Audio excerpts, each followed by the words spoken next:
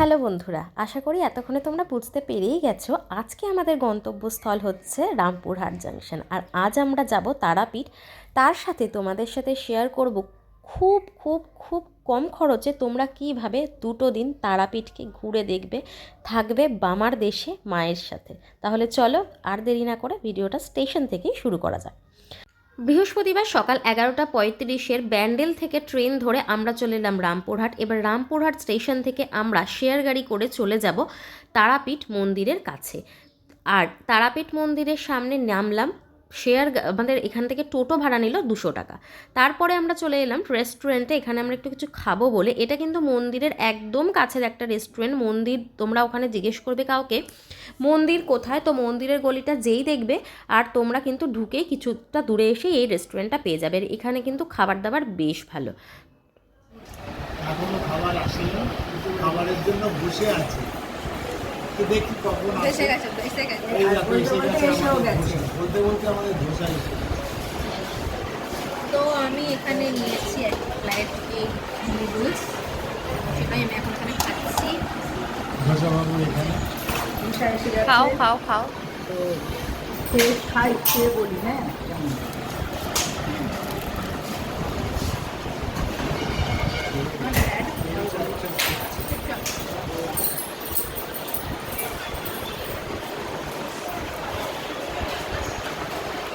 কেমন দেখাও। যেহেতু আমাদের ট্রেন প্রচণ্ড লেট ছিল, তাই আমরা আগে একটু খেয়ে দিয়ে তারপরে আমাদের যেই হোটেলে আমরা নাইট স্টে করব সেই হোটেলে চলে এলাম। আমরা কিন্তু হোটেল একদমই ঠিক করে আসিনি, আমরা জাস্ট মাথাতে ছিল ব্লু স্টারে আমরা থাকবো। তো আমরা সেই চলে এলাম ব্লু স্টার হোটেলে। খুব সুন্দর একটা neat and clean restaurant come hotel এটা। তো এখানে আমরা পেয়েছিলাম এই 215 নম্বর রুমটি। প্রথমে রুমটা তোমাদের ঘুরে দেখাই, তার সাথে আমি বলবো এই রুমের ভাড়া কত।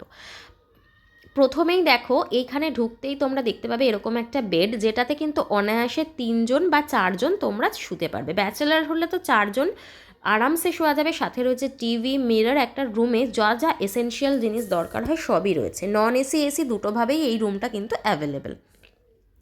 শীতের জন্য রয়েছে ব্ল্যাঙ্কেট, গিজার, জলের বোতল, তার সাথে রয়েছে এখানে সোপ। তো এগুলো আমাদের এখান থেকে প্রোভাইড করা হয়েছিল। এই দেখো আমি, আর এই রুমটা কিন্তু আমাদের পার নাইট চার্জ করেছিল 1600 টাকা। আমরা একটু ভুল করে ফেলেছিলাম, তাই একটুখানি বেশি ভাড়া লেগেছে, কারণ আমাদের সাথে একজন ব্রোকার ছিলেন, তিনি আমাদের এই রুমটাতে নিয়ে এসেছিলেন অ্যাকচুয়ালি হোটেলে, তাই জন্য আমাদের কিন্তু কিছু টাকা বেশি লেগে গেছে। এই দেখো ওয়াশরুম, সাথে এই কিন্তু জাস্ট ফ্রেশ হয়ে একটু বসলাম, সবাই মিলে গল্প করছি আর এখন রুমে বসে আছি। আর এখন আমরা সবাই মিলে শীতল প্রসাদটা খাচ্ছি। তো এটা কিন্তু শীতল ভোগ বা শীতল প্রসাদ, এটা কিন্তু মায়ের খুবই পেয়েছি, তো এটা খুবই আমরা নিজেদের লাকি মনে করছি। তোমাদেরকে দেখাচ্ছি, দাঁড়াও কি কি রয়েছে শীতল ভোগে। দেখাও একটু কি কি রয়েছে। লুচি রয়েছে, মিষ্টি, লুচি, মিষ্টি, রসগোল্লা, সন্দেশ। বাবাকে তো তোমরা চেনোই। আর আর এই যে মা এখানে বসে রয়েছে, ফোন, সবাই আমরা ফোনই ঘাঁটছি। এখানে রয়েছে বোন। তো আমরা এখন খাবো।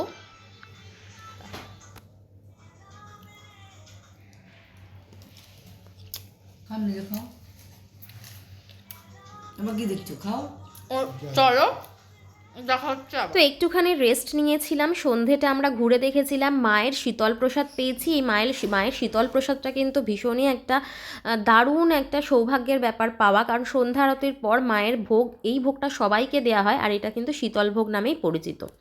তারপরে রাতের ডিনারের জন্য কিন্তু আমরা চলে এসেছিলাম আগেন ব্লু স্টার রেস্টুরেন্টে, ওই হোটেলের রেস্টুরেন্ট। এখানে আমরা নিয়েছিলাম 80 টাকা করে নিরামিষ ভাত।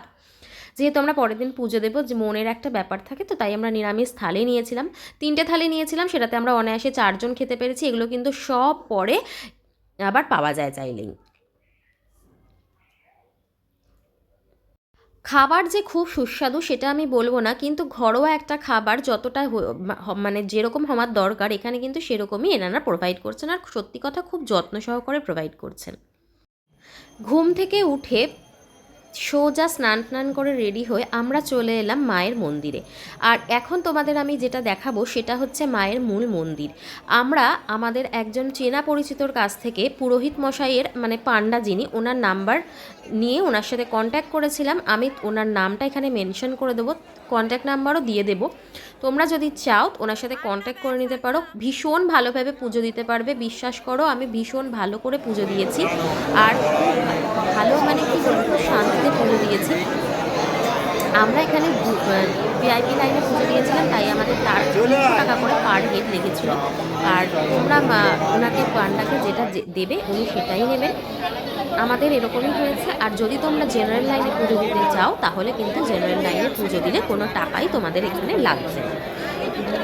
তো তারপর পুজো টুজো দিয়ে আমরা মন্দিরটা ভীষণ ভালো করে ঘুরে দেখছিলাম। আর ওইখানে দেখো ওই যে লাইনটা সবাই ঢুকছে ওটাই কিন্তু হচ্ছে ভিআইপি লাইন। এই জায়গাটা থেকে কিন্তু মন্দিরকে পুরো পরিষ্কারভাবে দেখা যায়। মায়ের এখানে ভীষণ সুন্দর করে ভোগ দেওয়ার ব্যবস্থা আছে। তুমি যদি মনে করো মাকে ভোগ দেবে সেক্ষেত্রে তুমি পান্ডার সাথে যোগাযোগ করে নিতে পারবে। শোল মাছের ভোগই কিন্তু মাকে দেওয়া হয় এবং এগুলোর কিন্তু বিভিন্ন আলাদা আলাদা করে চার্জ রয়েছে, মানে যেরকম যে থালি দেবে। শোল মাছের থালির জন্য 3.5 চার্জ রয়েছে। তারপরে যাগযজ্ঞ দেখলাম, যেহেতু এখানে তো বিভিন্ন রকম সাধনা হয়ে থাকে। তারপর আর কি মন্দির থেকে বেরিয়ে এবার আমরা সোজা চলে গেলাম মহাশ্মশানে। এই মহাশ্মশানটাও কিন্তু এখানে দেখবার মতন একটা জায়গা। কথিত আছে এখানে কিন্তু বামদেব বসে সাধনা করতেন। ওই যে লাল রঙের যে ছোট্ট মতন ঘরটা দেখছো ওটাই হচ্ছে সাধনা ক্ষেত্র। আর তার পাশেই রয়েছে মায়ের পদপাদ্য। ওই মা এই শ্মশানে কিন্তু এসে বামদেবকে দেখা দিয়েছিলেন। আর সেই কারণেই মায়ের যে ছাপটা, মায়ের পায়ের ধুলোর ওখানেই পুজো করা হয়, সেখানেই কিন্তু রয়েছে এই সুন্দর পাদপদ্মের মন্দিরটি। এখানে মার পায়ে আমরা আলতা ঢেলে পুছিয়ে একটুখানি পুজো করে নিয়েছিলাম। এখানে এলেই তোমরা বুঝতে পারবে। এছাড়া তোমরা যদি চাও সেখানে গিয়ে অঞ্জলি দিতে, তারও কিন্তু ব্যবস্থা করা যায়, তবে সেক্ষেত্রে তোমাদের পুরোহিতের সাথে কন্ট্যাক্ট করতে হবে।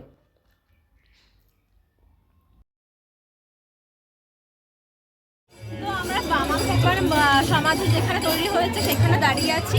এখানে আমি এখন একটু আমরা সবাই দেবো।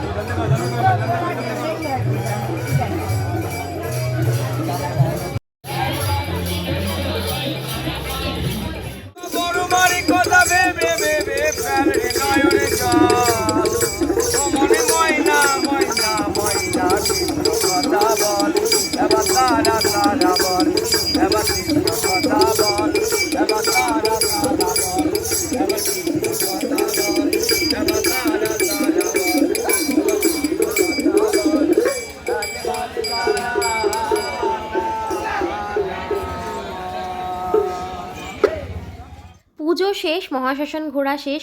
এবার পেটে প্রচণ্ড রকম খিদে, তাই ব্রেকফাস্ট করব বলে আমরা আবারও চলে এসেছি। এখানে আমরা নিয়ে নিয়েছিলাম কচুরির প্রাইস পড়লো আমাদের 40 টাকা করে চা।